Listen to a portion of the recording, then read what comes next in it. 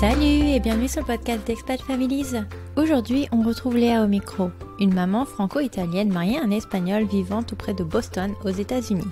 Elle nous raconte la rencontre en France avec son mari, et puis leur départ aux États-Unis, sa reconversion professionnelle une fois arrivée là-bas, et puis le développement de leur famille à l'étranger, dans une famille où on parle 3 langues. Je vous souhaite une excellente écoute et je vous laisse avec la suite. Salut Léa! Bonjour Cindy. Merci de prendre un peu de temps après les fêtes pour venir partager ton histoire avec nous. De rien, je suis ravie d'être là, c'est super. Dis-moi, alors j'aimerais bien pour démarrer que tu te présentes, que tu nous dises un peu qui tu es, où est-ce que tu habites et de qui est composée ta famille. Bien sûr, alors je m'appelle Léa, j'ai 30 ans, j'habite à Revere, donc c'est une ville au bord de la mer juste à côté de Boston. Je suis mariée à Pedro qui est espagnol et on a un bébé, c'est plus vraiment un bébé, un garçon, un toddler, voilà, qui a 2 ans et 5 mois je crois, oui 2 ans et 5 mois, Luca, qui s'appelle Luca. Mais alors donc du coup t'es en plein dans la période Terrible 2 ou ça va un peu mieux?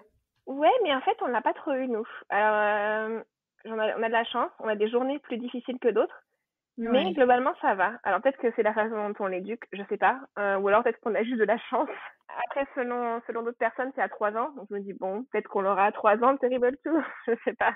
Je te le souhaite pas. Enfin, j'espère que ça va continuer comme ça. Ouais, moi aussi. Alors, j'aimerais bien, avant qu'on démarre, que tu nous fasses un peu une rétro familiale parce que tu me disais en off que tu étais issue d'une famille multiculturelle. Ouais, c'est ça. Alors, mon papa est italien, enfin, plutôt sicilien, parce que si je dis italien et qu'il écoute ce podcast, il va pas être content.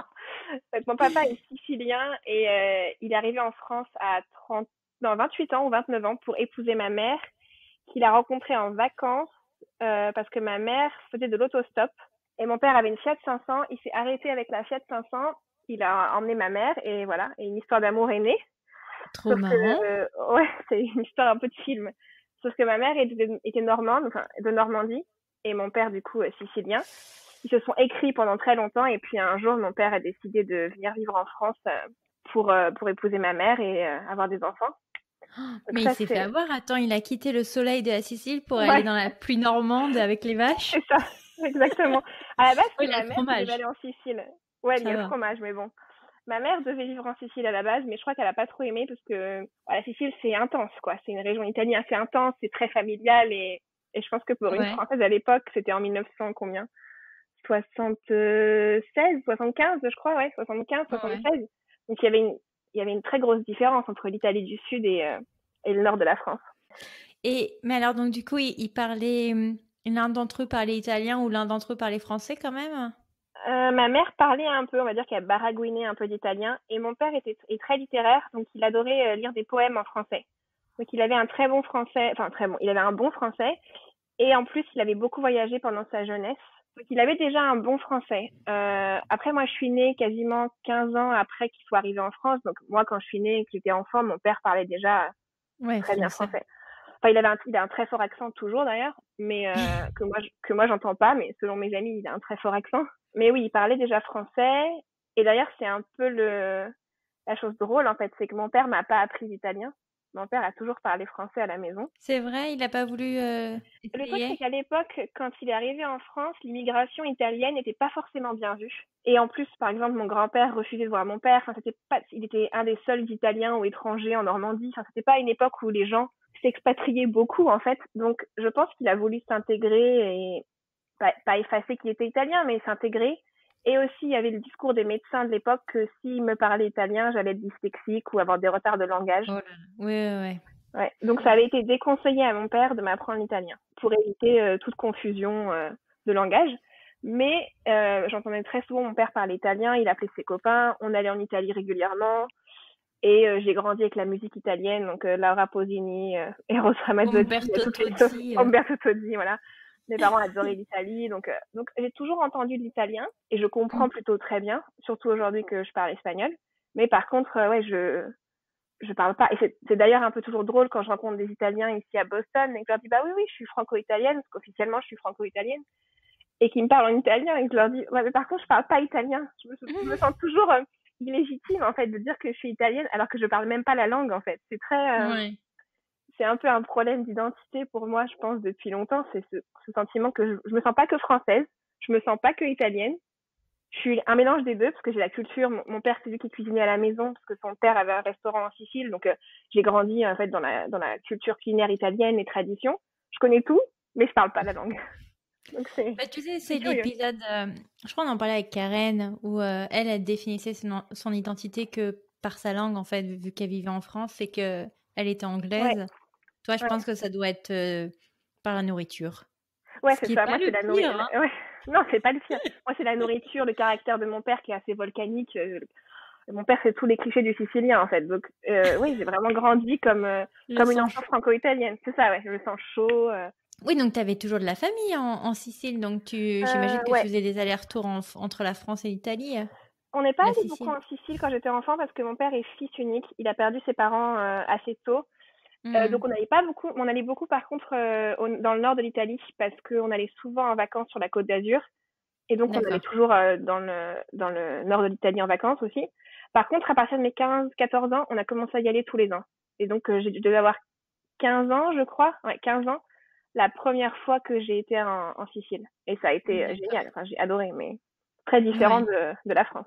C'est marrant parce que j'imagine que tu poursuis les racines de tes parents en épousant un conjoint qui n'est pas de ta culture.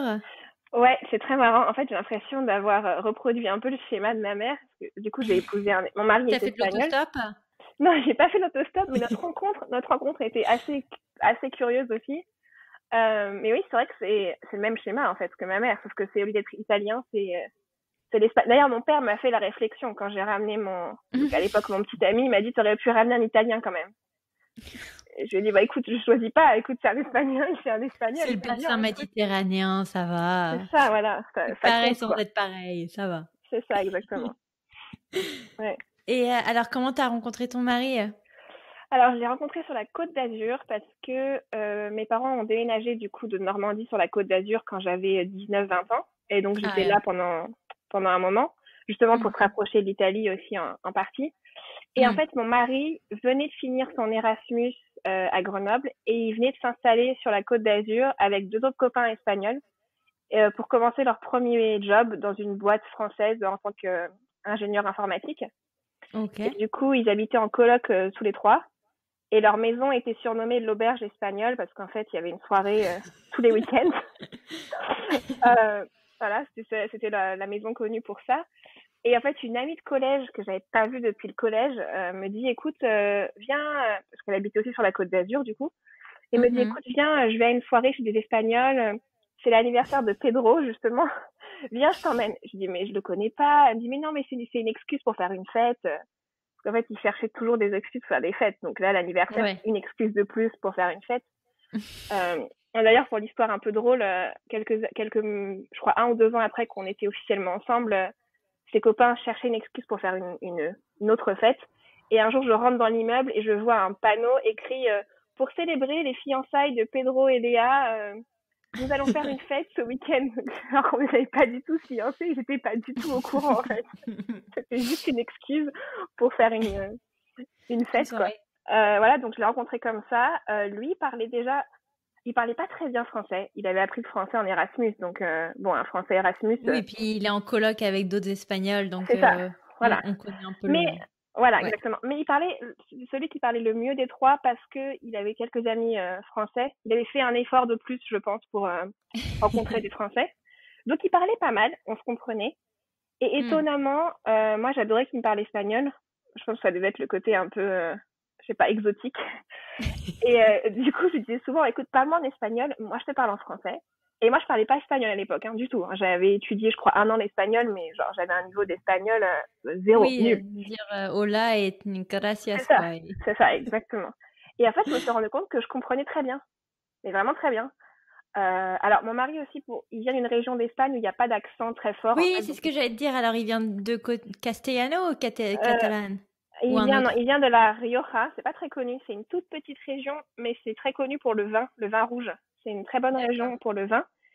C'est sous le Pays Basque, donc c'est nord milieu un peu, on va dire. Ok. Euh, C'est vers et Santander, non? ouais, c'est pas très loin du Pays Basque. T'es à 1 heure et demie de Bilbao, Ok. par exemple. C'est vraiment Ok. pas loin. Et du coup, l'espagnol qu'il a est un espagnol assez... Enfin, il a un espagnol qui est très clair, qui a pas d'accentuation. Bah, il a un accent, évidemment, mais moi, presque, je trouve qu'il a un espagnol de prof, en fait. C'est facile à comprendre. Ok. Il parle doucement, il parle pas vite, il mâche pas vraiment ses mots. Donc, Et donc, je me suis rendu compte que je comprenais très bien. Et avec le recul aujourd'hui, je pense que c'est parce que même si j'ai pas appris l'italien avec mon père, j'ai toujours baigné, en fait, dans l'italien. Mon père parle italien avec ses amis, j'entendais parler italien, en fait. Et du coup, je pense que ça a dû jouer, en fait, depuis mon enfance, sans que je me rende compte sur ma capacité à comprendre l'espagnol. Oui, ou tout du moins les langues latines quand même. C'est ça, ouais. Donc Ouais. voilà, notre rencontre, c'était pas le coup de foudre du tout au début, parce que lui était plutôt rentre dedans, on va dire, et moi j'étais, on va dire, j'avais 20 ans et lui avait 27 ans en fait, donc aussi il y avait une différence Ouais. d'âge. Et voilà, Ouais. moi j'étais plus réservée, plus timide, donc il m'effrayait un peu, quoi. Moi je le voyais comme, je me disais, ah mais il est un peu vieux pour moi quand même, 27 ans. Enfin, quand on a 20 ans, ça fait bizarre en fait de se dire Ouais, que, j'imagine. Parce qu'attends, Mac, je crois qu'entre Mac et moi, on a 8 ans d'écart. ouais, bah tu vois. Je sais pas, peut-être que Mais c'est le fait que j'avais 20 ans qui me faisait vraiment, pour moi 27 ans ouais. c'était loin, quoi. Je me disais, mais 27 ans, pouf, le jour où j'aurai 27 ans, Oui, il est prêt à ouais, se marier, à fonder sa c'est famille. ça. Alors que pas du tout, en mode espagnol, Oui, c'est-à-dire non. les Espagnols se Surtout marient tard, ouais, on fait la fête, espagnol et en plus un garçon, quoi. Je veux c'est dire, ça. on sait, Non, les puis garçons, quand ils sont pas 30 ans, ça sert à rien d'aller les voir, hein. non, c'est ça. Et puis en coloc avec ses copains sur la Côte Ah ouais. d'Azur, avec un salaire d'ingénieur informatique, fallait pas lui en demander beaucoup quand même à cette époque-là. Donc voilà, notre rencontre. Et puis finalement, ça a marché. Ouais, ça a marché. Alors qu'on a deux cultures. En fait, finalement, on pense que l'Espagne, c'est proche de la France, mais la culture est quand même assez différente. Et même aujourd'hui, on a des choses, on se rend compte qu'on a des barrières sur nos cultures, en fait. Des fois, on se comprend pas, mais juste parce que nos cultures sont différentes. Alors que pourtant, on se dirait, bon, France et Espagne, c'est l'Europe, c'est à côté. Mais non. Ouais. Il y a plein de choses qui changent. Ça et mine de rien, quand même, l'écart d'âge. Du coup, Ouais, ça fait aussi, ouais. un tout petit écart générationnel et des fois, tu te dis, bon, on a quand même quelques trucs qu'on n'a pas en commun, quoi. Ouais, c'est ça. Et puis, moi, j'avais rien vécu encore. C'est-à-dire, non, j'étais encore en train d'étudier, j'avais pas encore eu vraiment de premier travail. Lui, il avait déjà été en Chine pour faire un master, il avait voyagé, il avait fait plein de choses, en fait. Donc, il y avait aussi, Ok. je pense, un Ouais. écart, ouais, sur ça. Mais bon. Alors, vous restez combien de temps dans cette situation à dater, on va dire? Je crois en fait, ce qui se passe, c'est que je tombe assez malade, je crois 3 mois après qu'on commence à être ensemble.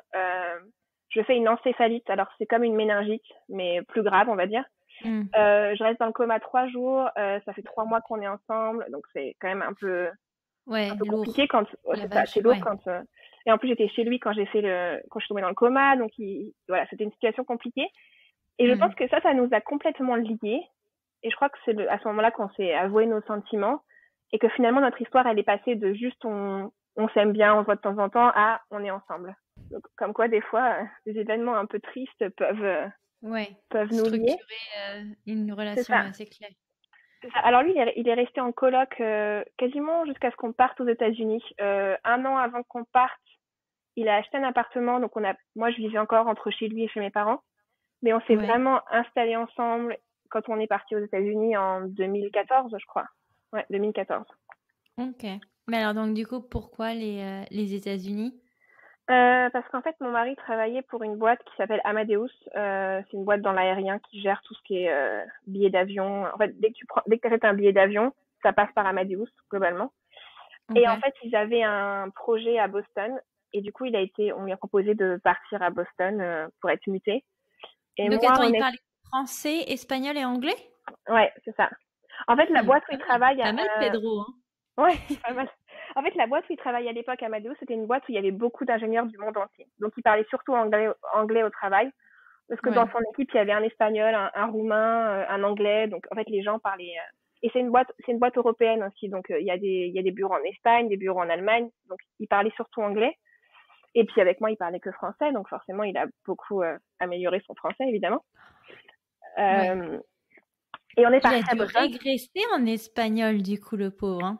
Non, parce qu'en fait, tous ses copains sur la Côte d'Azur étaient des Espagnols. Donc, en fait, C'est vrai. on parlait beaucoup espagnol. D'ailleurs, moi, c'est comme ça que j'ai appris l'espagnol, parce qu'en fait, j'en avais marre de rien comprendre aux soirées.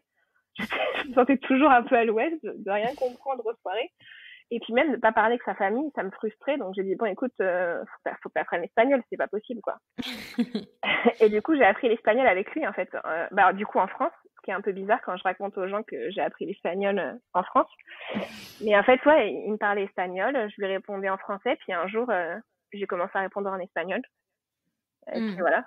Donc c'est pour ça. Et oui, et du coup, on est parti à Boston parce que moi, je n'avais marre de la Côte d'Azur. Honnêtement, j'ai pas du tout aimé la Côte d'Azur. Alors, c'était des clichés, mais c'est un peu bling bling. Les gens sont de partout, donc c'est dur de faire des vrais amis, je trouve. Ouais, et puis la mentalité. Ah ouais, ouais. Il y a une grosse partie de la population qui vote FN, quoi. C'est C'est ça, quand ouais. même Ouais. dingue. C'est très, C'est dommage très- parce que c'est superbe comme paysage et compagnie, ouais. mais ouais, la mentalité, je suis d'accord que.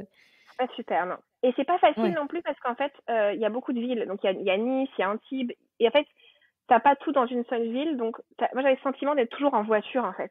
Mes parents habitaient dans un village pour avoir une maison, une grande maison. Donc, ce sentiment qu'il n'y a pas vraiment un seul endroit, mais qu'il fallait toujours prendre la voiture. Il n'y a pas de transport en commun entre les villes, en fait. Enfin, il y a le train, mais c'est une vie un peu bizarre, je trouve. Et Ouais. moi, j'en avais marre. Enfin, j'avais passé quasiment 20 ans de ma vie en Normandie et ça avait rien à voir, en fait, avec Le sud, ouais. le sud, voilà. Et du coup, mon mari m'a dit, écoute, moi je voulais partir depuis longtemps, lui aussi, parce que bon, lui il n'est pas français, donc pourquoi pas. Et quand ils nous ont dit Boston, on a dit, ok, allez, go. Et je crois Ça qu'en a 3 mois, on est changé, hein. parti. Oui, ça Boston, change. après, je sais pas où vous étiez dans le sud de la France, mais ouais, ça doit quand même changer en termes de climat, quoi.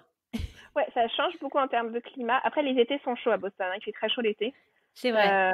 C'est très lourd, même limite, il y a des orages quasiment pas tous les jours, mais c'est très, très lourd comme climat. Mais en 3 mois, on est parti. Je crois qu'on a eu l'offre, même moins que ça. Je crois qu'on a eu l'offre en avril et lui est parti fin juillet. Donc, Ah ouais. ouais, c'était rapide. On s'est mariés du coup à la mairie en 2 Vous semaines, je avez fait une crois. Enfin, fête, j'imagine. non, parce qu'en fait, c'est assez Non? bizarre. On était, en fait, l'histoire un peu drôle aussi là-dessus. Enfin, notre histoire est drôle, je trouve. On s'est mariés, donc en gros pour les papiers, pour que je puisse avoir un visa et partir avec lui, parce que lui était sous visa. On s'est mariés juste avec nos parents parce que nos parents voulaient être là, mais pour nous c'était pas notre mariage. Et du coup, Ouais, en 2016, il m'a demandé en fiançailles avec une bague ouais. et tout ça. Donc en fait, on s'est refiancés et on s'est remariés officiellement avec la grosse fête et tous les invités en Espagne en 2017. C'est trop Donc bien. ça fait rire les gens que je me sois mariée, fiancée et remariée. Mais attends, c'est marrant parce que donc du coup, pour toi, quelle est ta date de mariage? Est-ce que c'est la date de 2017 ou Ouais, est-ce c'est que c'est la... 2017. Ouais, non, Ouais. c'est 2017. Je sais même plus c'était quand en 2014. Ça devait être le 12 juin peut-être ou je sais même pas. Je Ouais, sais, tu fais un blocage cérébral. J'ai exactement pareil ouais, entre la mairie et c'est ça. notre vrai C'est ça. mariage aussi, entre guillemets. Nous, Mais c'était la mairie en France et en Espagne, on a fait le mariage à l'église avec toute sa famille, tous ses amis. Enfin, c'était avec le restaurant, la totale en fait. Ça, c'était mon vrai hmm, mariage. Parce que les gens bah, ont du mal à comprendre. Ils disaient là, non, vous êtes déjà mariés. Je dis non, peut-être qu'on est mariés officiellement, mais pour nous, c'est pas notre mariage. Pour nous, c'est juste hmm, un une papier sorte de de plus. fiançailles. Ouais. C'est ça. Nous, je sais on se considérait fiancés, même si on était déjà mariés, mais... Ouais, voilà. C'est un peu le problème des expats, en fait, quand tu veux pas, enfin, des expats. Moi, je me considère pas expat, je me considère plus immigrée aujourd'hui, mais ce Ouais. problème quand tu pars, en fait, tu dis, bon, bah, qu'est-ce qu'on fait? On s'est posé la question, est-ce qu'on se marie? Est-ce qu'on se sépare? Est-ce que tu pars tout seul? Il y a toujours la question qui se pose, en fait. Hmm. Parce que pour les États-Unis, généralement, le visa, il faut être marié. Enfin, il faut être marié pour avoir le visa de Mais son mari. c'était quel visa en plus, toi, du C'est- coup? C'était C'était un le E2, L1. non? Non, c'était le L1, oui, L. oui, c'était un transfert. Ouais, ok. Ouais, L. Donc, c'était un Donc, ça te permet, L. toi, de bosser. Ok, C'est ça. parfait. Moi, j'avais L2. Et on a eu Ouais. la green card vite, on a eu la green card au bout de 2 ans en fait, donc la carte Trop verte, bien. pardon, en français, ouais. Ouais, ouais. Donc on est parti à Boston, ouais, en 2014. Et, mais tes parents, étant donné quand même que, bah, j'imagine qu'ils sont quand même très famille, notamment par la culture italienne, comment ils ont réagi à ce que leur fille s'en aille? Alors moi j'étais très très proche de ma mère, vraiment très proche, assez fusionnelle. Et quand je suis partie, ma mère en fait, ça faisait 1 an qu'elle avait un cancer, cancer des ovaires, et elle était en Mm. phase de rémission à l'époque où je suis partie. Donc ça, c'était pas facile Ok. de faire ce choix de partir, mais en Ouais. même temps, moi j'avais vécu 1 an un peu en suspens, c'est-à-dire que d'ailleurs, c'est une des raisons pour lesquelles on s'est pas installés ensemble, c'est que moi, je faisais beaucoup d'allers-retours pour être avec ma mère. En fait, j'étais très angoissée par rapport à sa maladie. Mm. Et en fait, partir, ça m'a fait un bien fou. Alors, ce qui peut paraître un peu bizarre, mais j'avais besoin pour moi, en fait, de mettre cette distance pour vivre, en fait. Parce que je n'arrivais pas à vivre avec ma mère à côté, sachant qu'elle était malade. J'allais à toutes ses chimios, Mm. j'avais vraiment du mal à me détacher de ça, en fait. Donc, du coup, mais c'était pas facile. Mon père, il était content. Il était content que c'était une super opportunité en fait. L'offre qu'on avait était super. Oui. Et puis voilà, mon père il est lui-même immigré donc Plus pragmatique. Oui, oui, ouais, oui. C'est dit, bon, c'est quand même mieux que les vaches. c'est Hein. ça. Ouais, exactement. Il m'a dit bon ça va. Non et surtout que je rentrais très souvent en fait. On rentre à Noël, on rentre à chaque fois. On est toujours rentré à Noël, bon à part cette année à cause du Covid, Ouais. merci Covid. Et je suis rentrée tous les étés. Ouais, depuis qu'on est là, j'ai passé aucun été à Boston. Enfin, j'ai passé un bout de l'été à Boston, mais on rentre tous les Oui. étés et on rentrait aussi si on pouvait des fois en avril ou en février, donc ça allait. Et alors, quand vous arrivez sur place, comment tu t'es sentie? C'était mitigé parce qu'en fait, moi, je travaillais à l'époque. En fait, j'étais en alternance, donc j'étais en train de faire une licence pro dans une petite boîte, une entreprise de bâtiment. J'étais assistante de direction en gros. Et Ok. j'adorais mon chef et ma collègue avec qui je bossais, c'était géniaux, je les adorais. Mais j'avais besoin de partir aussi, en fait. J'avais besoin de faire autre chose et je me voyais pas toute ma vie sur la Côte d'Azur. Donc c'était mitigé, j'étais contente d'être partie, un peu triste. Et puis surtout, il fallait que j'attende d'avoir le permis de travail, ce qui prend à peu près 3-4 mois. Bon, Ouais. moi, je suis arrivée fin septembre et j'ai eu mon permis de travail fin février, je crois. Donc c'était quand Ouais. même Comment tu t'es occupée alors du coup pendant ces quelques mois? Alors moi, mon objectif, c'était de travailler. Donc, j'ai pris des cours d'anglais intensifs dans une école d'anglais à Boston. Parce que mon anglais Ouais. était nul. Hein. J'avais un anglais vraiment très scolaire. Ça, c'est encore autre chose que j'ai découvert plus tard. En fait, moi, je pensais que j'étais nulle pour apprendre les langues. Et en fait, après avoir appris en 10 ans, ces 10 dernières années, j'ai appris 2 langues, l'espagnol et l'anglais, puisque je le parlais très mal. Et Ouais, maintenant, c'est je une me belle perf, débrouille. hein. Ouais, très bien. Et en fait, je pense que je suis pas si nulle que ça pour les langues. Et encore une fois, je pense que c'est mon héritage, en fait. Le fait d'avoir grandi malgré tout dans une famille biculturelle avec une autre langue que j'entendais régulièrement. Et j'ai fait ça jusqu'en février, jusqu'à ce que je reçoive comment ça s'appelle, hein. L'autorisation, l'EAD, Voilà. l'autorisation de C'est ça, travail, le AD, ouais. ouais. J'allais dire EAD, mais ça veut rien dire pour quelqu'un en français. Et du coup, je me suis dit, bon, ma cocotte, là, il faut que tu travailles, quoi. C'est parti. T'as pas le choix, Ouais. quoi. Enfin, t'as pas le choix. En fait, c'était moi qui mettais cette pression, mais je voulais pas rester, enfin, j'avais quel âge? J'avais 24 ans. Mais à 24 ans, je me voyais pas rester à rien faire, en fait. Hmm. Pourquoi? Enfin, et du coup, j'ai commencé à chercher du boulot, sauf qu'en fait, donc moi, en gros, mon background, c'était assistante de direction. Mais à l'époque, je me sentais pas du tout capable de travailler comme assistante de direction en anglais, en fait. Ça m'effrayait. Je me disais, mais je pourrais jamais écrire un courrier, je suis pas capable. Ça Hmm. m'effrayait, en fait. Je me sentais pas capable de refaire ce que je faisais à l'époque en France. Et du coup, je me suis rappelé d'un vieux rêve que j'avais d'être prof. J'ai toujours voulu être prof. Alors, parce que la vie comme elle est, je l'ai pas fait. Mais j'ai toujours voulu être prof. Et j'ai une copine, du coup, une très bonne amie aujourd'hui, Cynthia, qui travaille dans une école, une preschool. Donc, en gros une école maternelle pour la France. Et du coup, ils cherchaient D'accord. une prof. Et voilà, j'ai commencé comme ça. J'ai été embauchée par la directrice qui était française. Et c'était mon premier travail. Et en fait, c'était Et c'est parfait. sans expérience professionnelle ou sans diplôme Non. équivalent? Alors, le truc, c'est qu'en fait, donc ici aux États-Unis, si tu veux être prof après 5 ans, donc en école normale, en école publique, il faut un diplôme spécifique. Bon, Oui, c'est ça. ça dépend aussi Mhm. des régions. En fait, chaque État américain a son propre diplôme. Mais du coup, pour travailler en école maternelle, il faut un autre diplôme qui s'appelle Child Development. C'est un espèce de petit diplôme que tu passes à la fac. Moi, je l'ai fait en 3 mois, donc c'est assez rapide en fait. D'accord. En 3 mois, et avec ce diplôme-là, en fait, tu peux travailler en crèche ou en preschool en fait avant 5 ans. Du moment que Ok. c'est pas une école publique en fait. Voilà. Et donc en fait, c'est l'école qui m'a payé le diplôme. En fait, donc je le faisais en Ok. cours du soir. Trop Donc, bien. ouais, non, c'était génial. En fait, ils voulaient des Françaises parce qu'il fallait toujours que dans chaque classe, il y ait une prof américaine et une prof française. C'était une Ok. école complètement bilingue. Donc, ils cherchaient des Françaises et c'est pas toujours facile de trouver une Française qui, en plus, maîtrise l'anglais, parce qu'il faut quand même parler anglais avec les familles qui, la plupart du temps, sont américaines. Mhm. Et donc, voilà. Et donc, j'ai été pris à l'essai, je crois, en avril. Et puis, ça s'est très bien passé. Donc, je suis restée là jusqu'à ma grossesse, donc 3 ans et demi, je crois.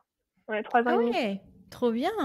Comment ça se passe après pour toi? Tu nous dis que du coup, tu as fait une reconversion pour être prof dans le public ou tu fais toujours avant 5 ans?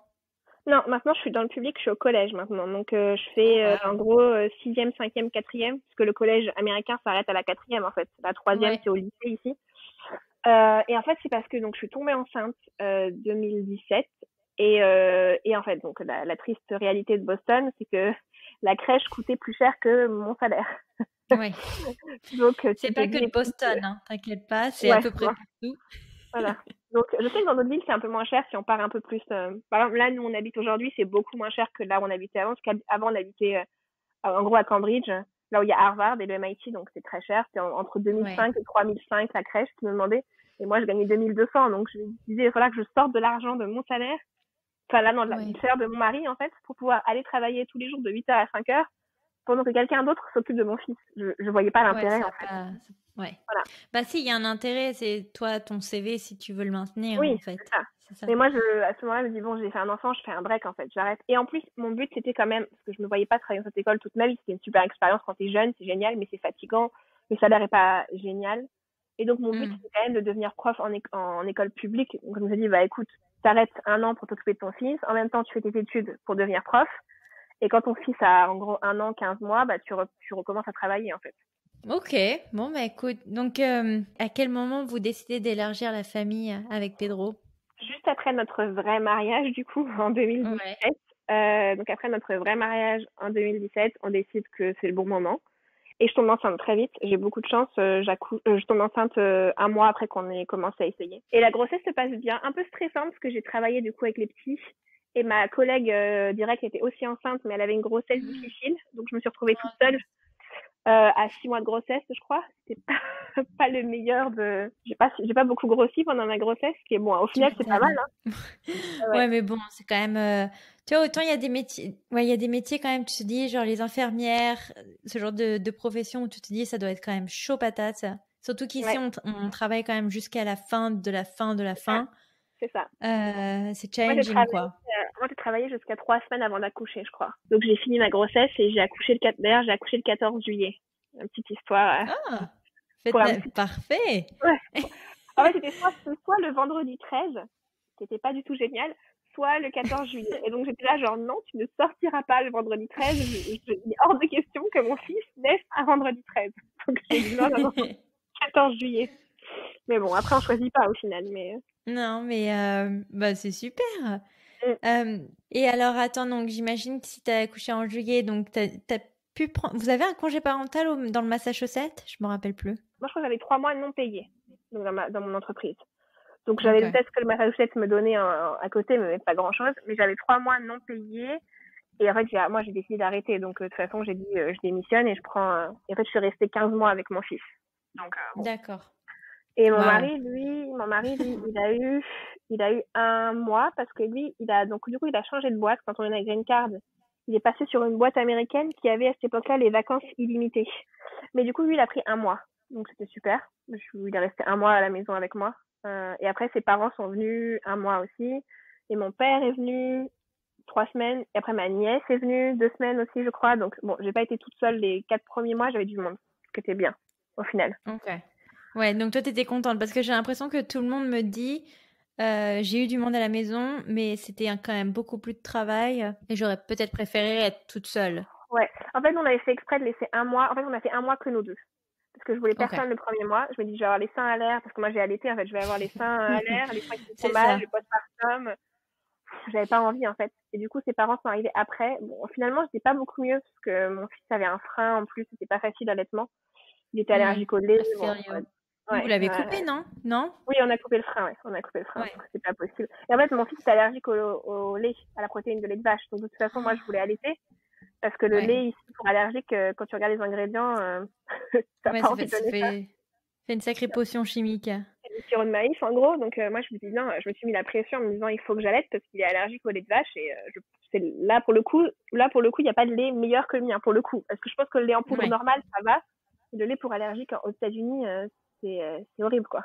Moi, je suis intolérante au lactose, déjà. Donc, bon, on n'était pas très étonnés quand en fait, on a découvert Ouais. du sang, dans ses selles quand il avait un mois, je crois. Donc, c'est comme ça qu'on a détecté qu'il était allergique au lait. Donc, du coup, ça a été dur pour moi parce que moi, pendant 6 mois, du coup, non, même plus, presque un an, j'ai pas mangé de lait du tout. Donc, aucun produit laitier, hein, même sans lactose. Pas de fromage, pas de lait, Oh. rien.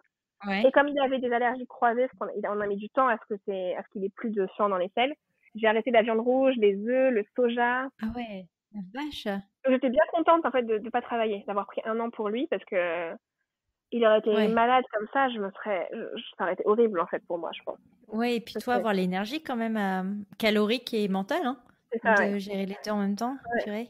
Mais finalement, c'était une belle histoire d'allaitement parce que je l'ai allaité 18 mois, je crois. Donc, ouais, 18 mois. Oh, purée. Donc Incroyable. finalement, ouais, ça a été une belle Et histoire avec de. le frein, t'as pu le remettre au sein ou t'as tiré ton lait du coup? Le frein, j'ai tiré mon lait pendant un moment parce que c'était horrible. En fait, il Ouais. hurlait au Ah, sein. purée.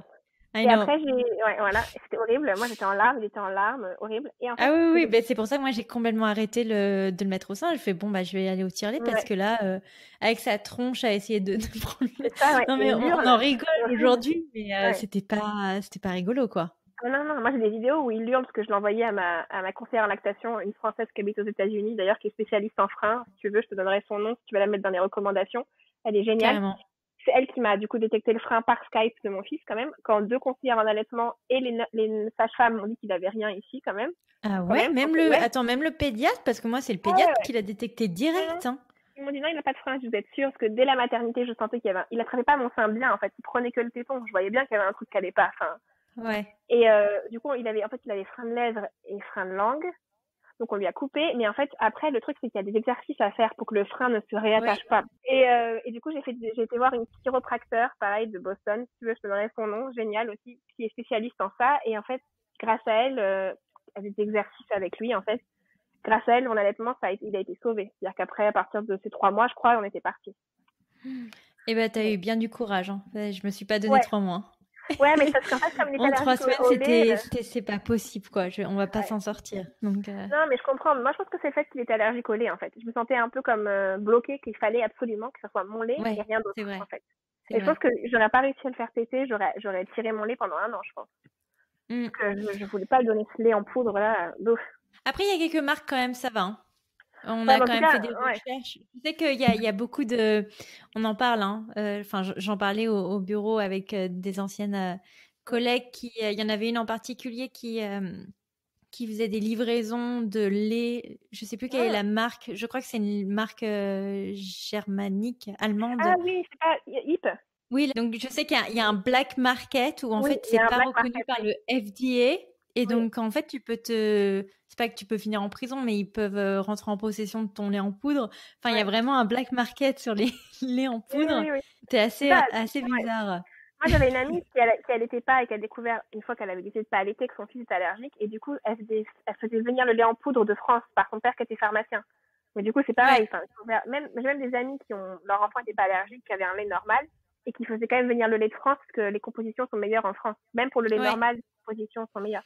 Mais moi, j'étais en plein postpartum et je me disais quelle angoisse si en plus je dois me faire livrer de lait, qui va me l'envoyer. Enfin, Et puis imagine, il vient pas, oui, il y a un c'est ça. problème d'inventaire. Mm. J'étais dans le même état d'esprit. On est quand même parti sur un lait, après 6 mois, sur un lait américain, Ouais, qui ouais, est mais de de toute la façon, marque Baby Only ou je sais plus quoi, ouais. Moi, celui qu'elle m'avait donné, c'était Similac. Alors, c'est la boîte violette de Similac, mais mais la celle-là, je crois que elle est remplie de sucre pour le c'est coup, je ça. crois, celle-là. Ouais. Et la composition, c'est ce que c'est que la gastro-entérologue m'a donné d'ailleurs. Enfin, qu'elle m'avait donné au cas où. Mais la gastro me disait clairement, bon, si vous pouvez allaiter, c'est mieux quand même. Même la gastro te Ouais. dit, c'est le lait que je vous fournis, mais bon, je sais pas. En fait, je me suis accrochée, ça a marché, donc je me suis dit, bon, je me dis, Mais c'est trop si, bien. ouais, si vraiment ça n'avait pas marché, je pense que j'aurais pas été non plus à m'obséder à affamer mon fils et j'aurais arrêté l'allaitement et il aurait eu du lait en poudre américain et il aurait survécu comme plein d'autres enfants ont survécu. Mm. Et bon, dans la mesure où ça a marché, je me suis dit, bon, bah, ça marche, autant continuer, en fait. Ah ouais, ouais, ouais, ouais. Non, mais c'est bien 18 mois, c'est trop, trop bien. Ouais, non, c'était cool, c'était une belle expérience. Alors attends, donc oui, donc tu as de la famille qui vient te voir. Mais alors donc du coup sur le long terme, comment tu vis le fait de développer toi ta propre famille en étant loin de la tienne? Comment Ça, c'est vous le vivez tous les deux? difficile. Ouais, ça, c'est très Ouais. difficile, surtout enfin, avant qu'on ait mon fils, on se voyait bien rester encore quelques années. Bon, on était en mode, c'est cool les États-Unis.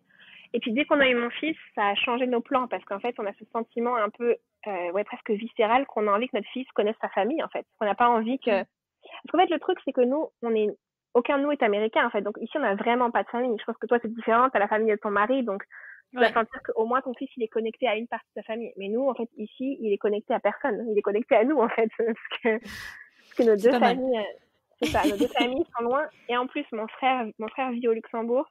Le frère de mon mari vit aussi sur la Côte d'Azur. Le reste de sa famille est en Espagne. Donc, Ouais, c'est un C'est peu pas fa éparpillé. Ouais, c'est pas Ouais. facile, mais c'est l'avantage d'être prof. Moi, j'ai les 2 mois de vacances d'été. J'ai les vacances à Noël, bon qui sont courtes ici, mais j'ai les vacances à Noël, les vacances en avril, je crois. Je sais même plus quand, mais avril Mhm. ou février. Ouais, le spring break.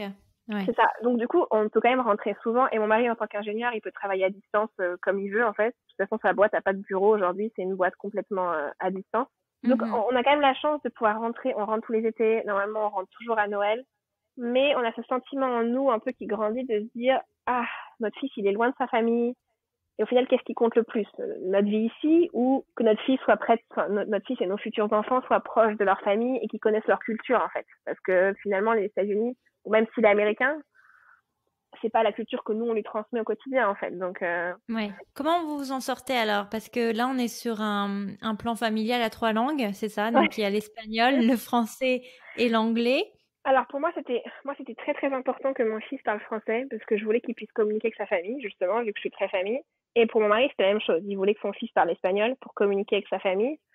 Et du coup moi je lui ai parlé français très tôt. Je pense que j'étais enceinte, je lui parlais déjà. Mon mari lui parlait déjà aussi dans le ventre en espagnol. Et quand je suis restée à la maison avec lui, moi je suis quelqu'un qui lui parle beaucoup de nature, donc je parlais beaucoup à mon fils en fait. Je lui racontais ma vie, de toute façon j'étais toute seule avec Les lui à la petits maison, donc monologues. c'est ça. Non, mais Viens, on va t'inquiète, faire on le fait ça. tous, hein. Alors C'est ça. attends, là, je me brosse les dents. Exactement, je passais ma journée à lui parler en fait. Et donc à l'époque, mon mari travaillait encore dans une boîte avec des bureaux, donc il le voyait moins puisqu'il rentrait le soir et puis le week-end. Et curieusement, le premier mot de mon fils, bon ça a été maman bien sûr, ça a été maman d'ailleurs je crois, et papa. Mais le premier mot ça a été pato, qui est canard en espagnol. Trop C'est là genre, marrant. gars t'es sérieux, je suis restée 15 mois avec toi et ton premier vrai mot c'est un mot espagnol quoi. Ouais. À cause des canards en plastique jaune là qu'on a dans le bain. Tu sais, il y a des animaux en plastique du bain Ah, je et croyais que c'était un parc où vous alliez vous promener, non, quoi. non. Non, pato, Même ça pas veut dire le canard canard en jaune. espagnol. Ouais, c'est à cause du canard jaune de la baignoire, Trop marrant. que c'était son premier mot en espagnol. Et du coup, moi, ce que j'ai fait, c'est que directement, je lui disais la traduction en français. Je disais, ah, bah, en français, on dit canard. Tu dis canard? Bon, au début, il réfléchit pas du tout, hein, parce je crois qu'il avait 14 mois ou 13 mois quand il a dit pato, donc, Ouais, c'est ce que ouais. j'allais te demander parce que nous, il n'arrive pas. Tu vois, autant tu peux t'inquiéter, mais en fait, on s'inquiète pas parce qu'on se dit, il a quand même énormément de vocabulaire parce que le gamin, il arrive à te pointer quand tu lui dis Oui, une citrouille ou quand tu lui dis une pumpkin, quand tu lui dis un avion ou un airplane. Enfin, oui. Je pense qu'il a tu le vois, et langage le fait des qu'il animaux arrive quand très même un arbre, un Mm. tree, voiture, car, et tu te dis, putain, il a quand même énormément de vocabulaire, quoi. Ouais, ils ont, en Après, fait, c'est normal que dans son cerveau, il doit se dire, attends, à qui je parle quoi. c'est ça, ouais. Au début, c'est difficile. Alors, moi, on m'avait souvent dit, tu verras, il parlera plus tard avec les 2 langues. Mais en plus, il allait à la crèche, par top 15 mois. Donc, avec les 3 langues, il va se perturber, il va parler plus tard. Pas du tout. Nous, il a parlé très tôt, d'ailleurs, j'étais étonnée. Et du coup, moi, très tôt, j'ai commencé à lui toujours lui dire, OK, bah, en français, on dit canard. Et puis, quand son père, je sais pas si un jour, il disait de voiture, automatiquement, mon mari allait lui dire en espagnol. Coche, c'est ça, Coaché, non? ou, ouais, coaché, Waouh, exactement. j'ai des Ou même rêves. moi, c'est ça. Ou même moi, des fois, si mon mari n'est pas là, je glissais en douce le mot en espagnol, parce que normalement, on est censé, moi, parler que français et mon mari que espagnol. Et puis, on appelait la belle famille aussi en Espagne. Donc, bon, quand on appelle la belle famille en FaceTime, bon, bah, automatiquement, je parle espagnol, parce que sinon, ils comprennent pas. Donc, Mhm. il a entendu beaucoup de langues. Et en fait, je pense que la chance qu'on a, on a 2 chances. La chance qu'on a, c'est que le français et l'espagnol, c'est pas aucune des 2 langues est la langue du quotidien du pays où on vit. Je sais pas si tu vois ce que je C'est veux dire. vrai. Toi c'est l'anglais, donc il y a une chance que ton fils, un jour, il parle plus anglais que français, puisqu'en finalement, l'anglais, c'est la langue aussi de sa vie à l'extérieur, en Oui, fait. Et la deuxième chance qu'on a, c'est que mon mari et moi, on parle tous les deux français et espagnol. Donc ça veut dire que ouais. quand mon mari parle espagnol, en fait, moi, Il je fait pas un comprends. monologue.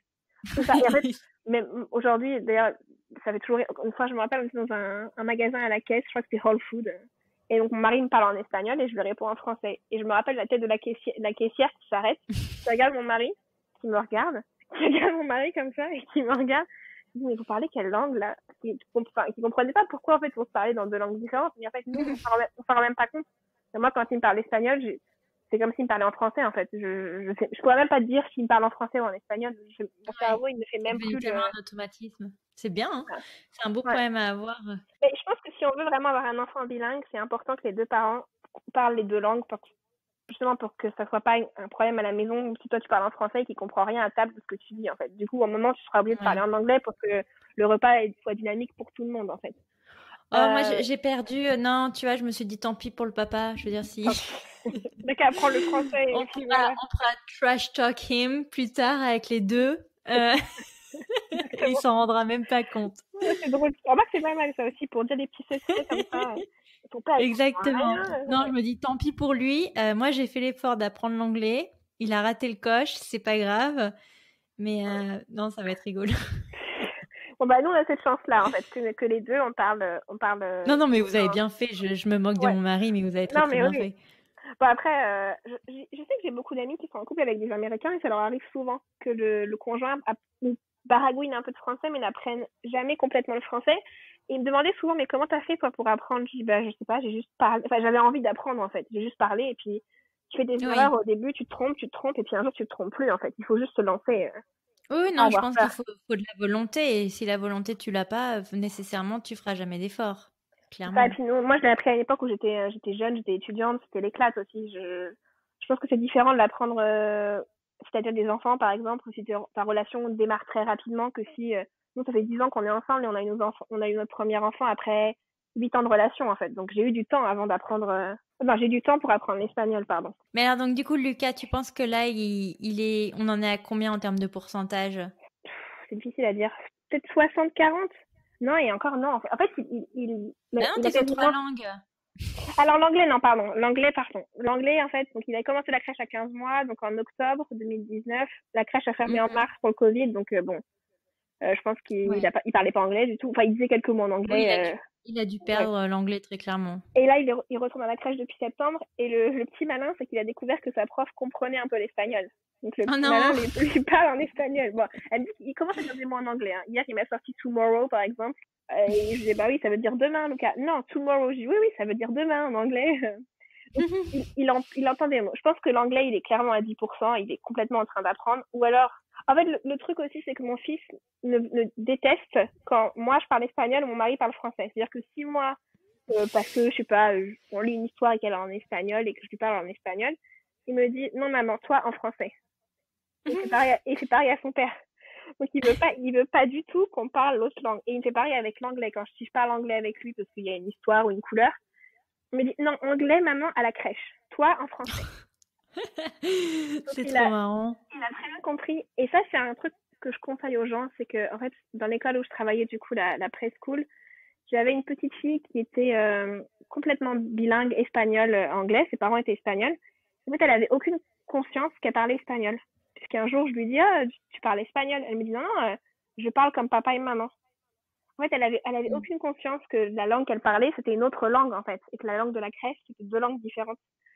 Et du coup, moi, très tôt, j'ai expliqué à mon fils, en fait, j'ai dit, maman, elle parle français et papa, il parle espagnol. Et comment on dit ça en français? Et comment on dit ça en espagnol? Je mets toujours le mot de la langue, en fait. Oui. C'est marrant parce que moi, de ce que j'avais lu, c'est que, genre, apparemment... dans leur subconscient ou je ne sais quoi, ils savaient pertinemment qu'il y avait deux, même dans ton ventre, ils savent qu'il y a 2 distinctions, genre mon parent parle telle langue et l'autre parent parle telle langue, tu vois. Et je l'avais vu aussi, mais cet enfant, elle avait pas conscience que en fait, je pense que ses parents, comme ils étaient tous les deux espagnols, ils lui avaient jamais dit tu parles espagnol. En fait, il parle espagnol à la maison et puis basta, en fait, il parle espagnol. Ouais. Et du coup, elle avait pas conscience que la langue s'appelait, enfin, elle avait conscience qu'il y avait 2 façons différentes de parler, mais elle peut pas mettre un mot et dire ça c'est de l'espagnol, ça c'est de l'anglais. Et du coup, moi j'ai fait ça très tôt avec mon fils, depuis le début, je crois, toujours à lui dire et comment on dit en anglais et comment on dit en espagnol et comment on dit en français. Et je le fais toujours aujourd'hui, hein, quand ma pauvre, c'est mon petit père. Ouais. Mais aujourd'hui, ce qui est marrant d'ailleurs, et c'est un truc que je trouve assez incroyable dans les enfants qui apprennent 2 ou 3 langues. Je dirais qu'il parle un peu mieux espagnol parce que mon mari, c'est lui qui lui lit surtout le plus d'histoires. Donc il a un vocabulaire un peu plus développé en espagnol aujourd'hui, on va dire aujourd'hui. Et des fois, quand il sait pas comment me dire un mot en français, il va me dire par exemple, maman, est-ce que je peux limpier le verre? En fait, limpier, c'est limpiar en espagnol. C'est nettoyer. Mais en fait, il sait pas dire nettoyer en français. C'est trop marrant. Et du coup, il va prendre le mot limpiar et il sait en fait exactement comment faire pour que le mot ressemble à un mot français. C'est trop drôle. Et quand il a commencé à faire ça, je dis non mais c'est incroyable les cerveaux des enfants en fait. Enfin, moi c'est limite du génie en fait, mais c'est juste que c'est leur cerveau à eux qui ont capté en fait les sons et il me fait ça avec beaucoup de trucs. Je sais plus d'autres exemples, mais marcher, au lieu de me dire marcher, il va me dire andar, mais je lui dis non, Luca, en français on dit marcher. Andé. On dit pas andé. Il fait ça avec plein de mots quand Il va il dire connaît pas les mots. mañana.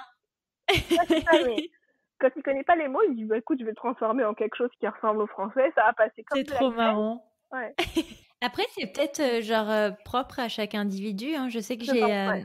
on a notre petite nièce qui est 100% dans une famille américaine. Enfin, donc du coup, il parle que l'anglais et elle a commencé à parler à 2 ans, quoi. Donc, Non, non, ça dépend. Alors, on va dire que nous, jusqu'à ce que, alors malheureusement, on a dû rentrer en Espagne 3 mois cette année au mois de mai parce que mon beau-père est décédé. Donc on est rentré en plein pendant le confinement, ouais, en mai.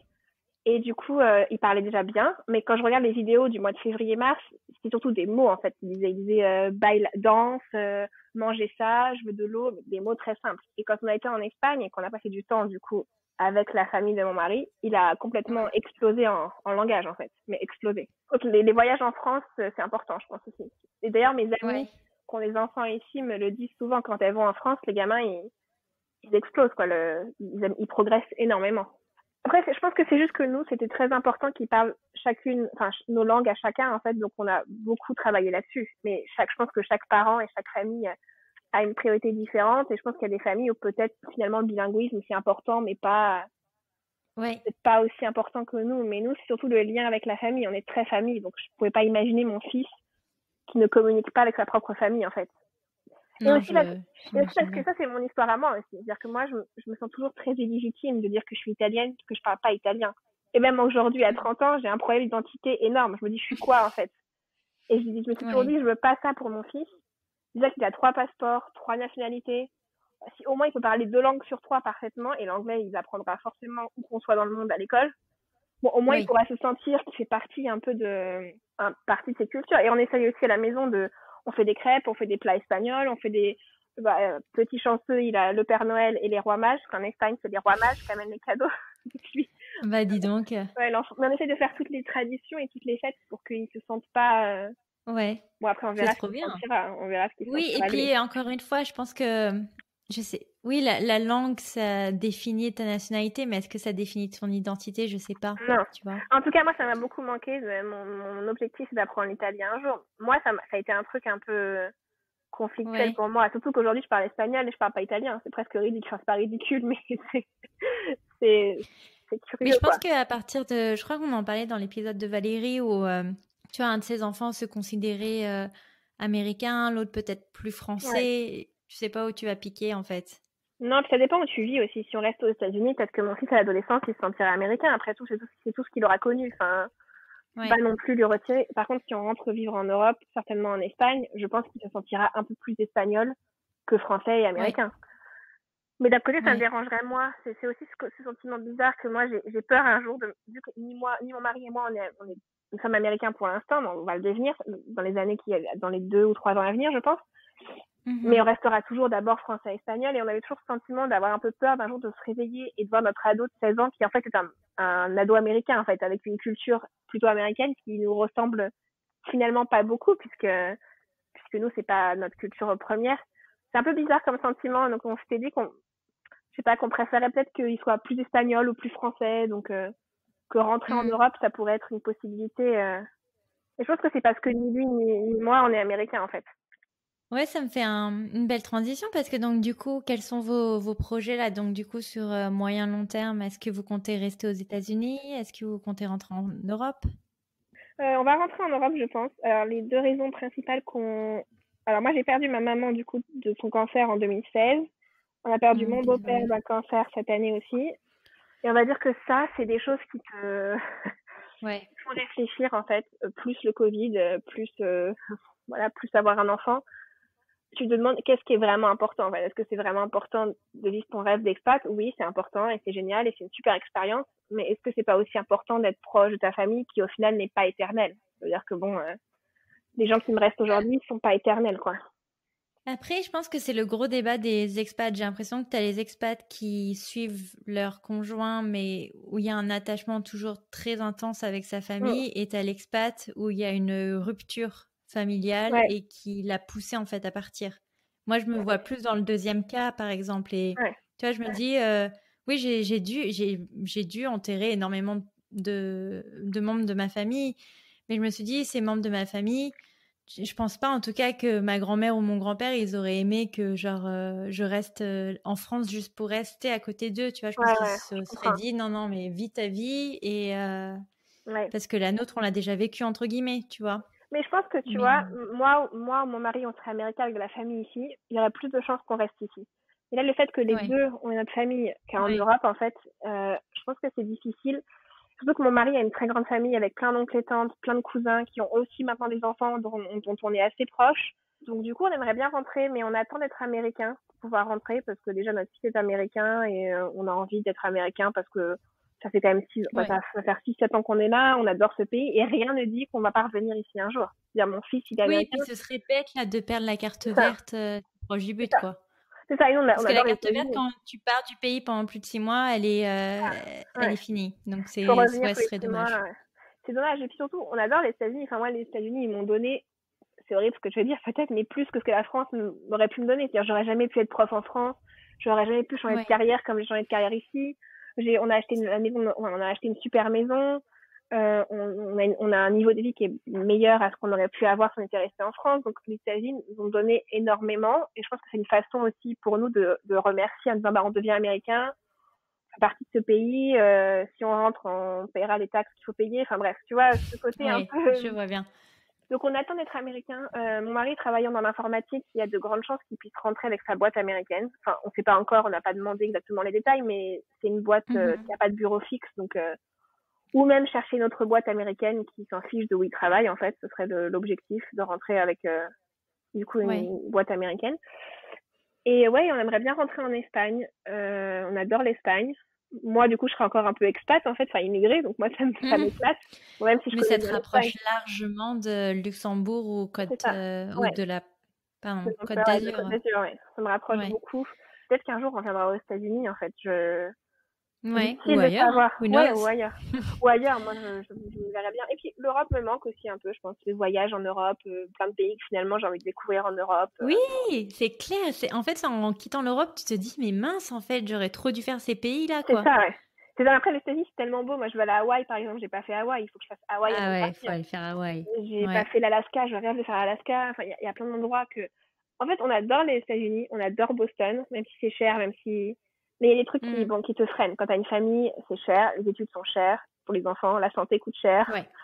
ta Ouais. famille est loin. Moi, mon frère a 40 ans, mais il a 4 enfants, dont un bébé qui vient de naître.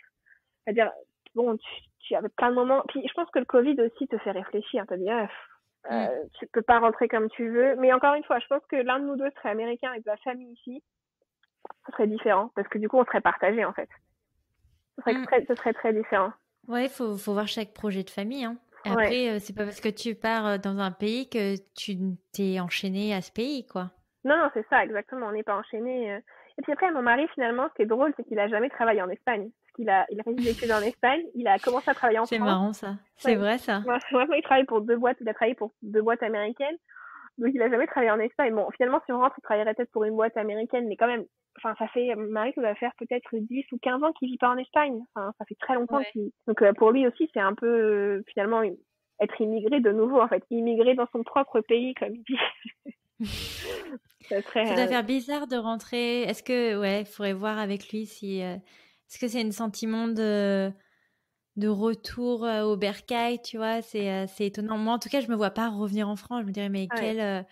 j'ai l'impression d'avoir raté quelque chose, quoi. Ah, mais moi, je me Tu vois pas vois? non plus rentrer en France, hein. C'est très bizarre. Je me vois pas du tout rentrer en France. Ouais. J'ai mes amis, Bah, mais le des amis au Luxembourg, voyage. hein? C'est pas mal, le Ouais, Luxembourg, apparemment. ouais, mais il fait pas beau, quoi. Et c'est gris. Et c'est petit. Ça, c'est globalement en Europe, hein. Ça, si tu restes dans le bassin méditerranéen, Ouais, je globalement, sais. il pleut partout, hein. Ouais, mais je suis désolée. Je veux dire désolée à mon frère, désolée Hermano, mais je vous adore, mais le Luxembourg, je sais pas, c'est très cher Et aussi. franchement, moi, j'ai fait un épisode avec Manu. Tu vois, je cherchais les indices là, pour montrer le Luxembourg. Ça a l'air, je sais pas, c'est vert, il y a des châteaux. Ah non, c'est magnifique, hein. C'est très très beau. Ça a l'air beau. Ouais, c'est Ouais. beau, c'est génial, c'est très beau. Après, l'inconvénient, je trouve que c'est un peu cher. C'est un peu comme les États-Unis pour acheter une maison. Ça fait mal. Ouais, mais bon, ils ont les salaires. Je pense que les salaires Ouais. s'acclimatent bon, je dis pas. Oui, c'est exactement comme les US avec la crise du logement, mais Après, c'est comme les langues partout, je aussi. Il pense. y a 3 langues officielles au Luxembourg. Il y a le luxembourgeois, le français, l'allemand. Ah, Donc, il faudrait vous mettre à l'allemand. soit tu mets ton fils en école publique, donc c'est luxembourgeois, allemand et un peu de français, je crois. Soit tu mets en école privée, du coup, c'est soit la British School, soit l'école française. Je dis non, c'est bon, mon fils, il a déjà assez de langues, on va pas lui en rajouter Bah, l'allemand, pourquoi pas, quoi. Tu veux Ouais, pas le mettre à l'allemand? je pourrais pas l'aider dans ses devoirs. Je dirais, écoute, appelle ta cousine. Appelle ta cousine et demande-lui. Mais... Non, Luxembourg, on y a pensé aussi, mais je pense que aujourd'hui, on a envie d'être proche de la mère de mon mari, du coup, un peu plus proche d'elle pendant quelques temps, parce que bon, Ouais. elle est seule aujourd'hui. Donc, je pense que l'Espagne va être une première étape pour nous. Et mon mari est très content. Les Espagnols sont très chauvins, en fait. Hein. Ils adorent leur pays, ils adorent leur culture, ils adorent tout de l'Espagne. Ouais. Donc non, non. Et puis, ça fait 6 ans qu'on est là. Je pense que ça fera peut-être presque 10 ans quand on partira. Donc, Ouais, ça aura fait une belle décennie ailleurs, ah quoi. ouais. Et puis, bon, nos amis commencent à partir. Je sais pas, je pense que quand t'as une famille, les choses changent, en fait. Tes Ouais. priorités changent aussi. Après, bon, moi, ça me fait mal au cœur. Hein. J'adore mon travail, par exemple. Je me vois pas quitter mon job. Mais, mais bon, ça, c'est un travail, tu en retrouves un autre, quoi. Puis, Oui. Qu'est-ce qu'on peut te souhaiter alors du coup pour la suite? Est-ce qu'on peut te souhaiter un baby number 2 ouais, aux ouais. États-Unis par exemple? Oui, sûr qu'on aurait un baby numéro 2 aux États-Unis. Les plans ont été un peu, après ce qui s'est passé cette année pour nous, personnellement, ça nous a un peu ralenti. Ouais. Euh, Bah, j'imagine les 3 mois en Espagne, ouais, en Espagne. Ouais. c'est pas facile. Mais oui, donc du coup, je voulais pas faire un enfant sur un deuil, en fait. Je voulais faire mon deuil, ou en tout cas essayer de le faire. Je sais même pas quand est-ce qu'on le fait vraiment, mais et puis ensuite, quand Mhm. vraiment on est bien, le faire. Donc oui, oui, on veut un deuxième enfant. Je pense qu'on peut me souhaiter de travailler quand même, de finir mon année scolaire. Parce que bon, maintenant, je Ouais. travaille, je suis prof, du coup, mais on a des demi-groupes, on est masqués à l'école avec les fenêtres ouvertes par -20 à Boston. En hiver, je pense que Oh, ça va être drôle. purée. Ah, je Je pense savais que pas que vous aviez repris le chemin de l'école. Je croyais que c'était toujours ah non, virtuel. Oh non. la On a vache. repris fin octobre par demi-groupe, donc on a 2 jours par semaine un groupe, 2 jours un autre groupe. Le Ouais, bah, mercredi, fais tout le monde attention. développe. Ouais, c'est ça. Mais bon, c'est compliqué parce qu'en plus, on fait des cours en même temps avec ceux qui sont à la maison, ceux qui sont à l'école. Mais je me vois pas Mhm. là tomber enceinte avec le Covid à l'école. Et Ah ouais, non. je pense qu'il fallait juste j'ai besoin d'un temps un peu de souffler là Ouais. Ouais, avant ouais, de. je comprends. Bah, spring break, hein. Ouais, c'est ça. Mais il n'y aurait pas eu tout ça, je pense que je serais déjà enceinte, hein, honnêtement, je pense. De toute façon, c'est la question que toute la famille me pose. Alors, le numéro 2.